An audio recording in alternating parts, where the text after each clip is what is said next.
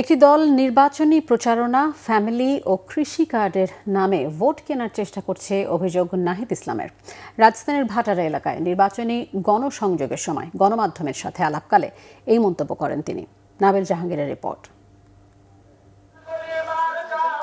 দ্বিতীয় দিনের মতো শনিবার নিজের প্রচারণায় ব্যস্ত সময় পার করেছেন ঢাকা ১১ আসনের ১০ দলীয় জোটের প্রার্থী এবং এনসিপির আহ্বায়ক নাহিদ ইসলাম। এদিন সকালে রাজধানীর ভাটারা এলাকায় ভোটারদের দ্বারে দ্বারে গিয়ে শাপলা প্রতীকের পক্ষে প্রচার করেন তিনি। ফ্যামিলি কার্ডের মাধ্যমে ভোট কেনার কৌশল অবলম্বন করা হচ্ছে বলেও অভিযোগ করেন তিনি। সার্বিক পরিস্থিতি মোটামুটি ইতিবাচক, কিন্তু কিছু জায়গায় আমরা প্রতিবন্ধকতা ফেস করছি।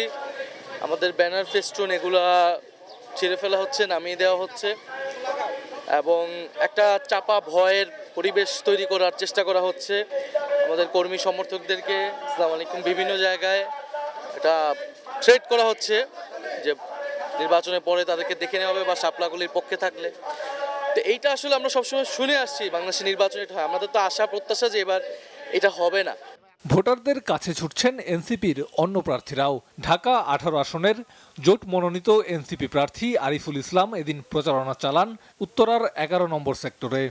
নামাজের পরে লিফলেট বিতরণ করলাম, সেখানে মানুষ নিজের থেকে স্বতঃস্ফূর্ত খুঁজে নিচ্ছে।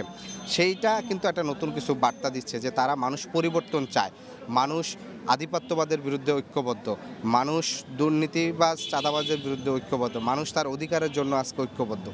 জাতীয় নির্বাচনের প্রচারের পাশাপাশি হা ভোটের পক্ষেও প্রচার চালাচ্ছেন এনসিপির প্রার্থীরা। নাবিল জাহাঙ্গীর, বাংলা ভিশন, ঢাকা।